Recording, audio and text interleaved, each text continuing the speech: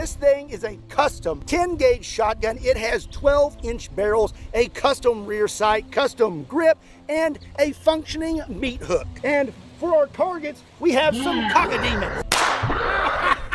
So we're gonna be loaded up with some 10 gauge demon buckshot. This should be pretty effective. I think I like the Doomslayer Super Shotgun. Am I Doomslayer enough to one-hand the Doomslayer Super Shotgun? Oh, here we go.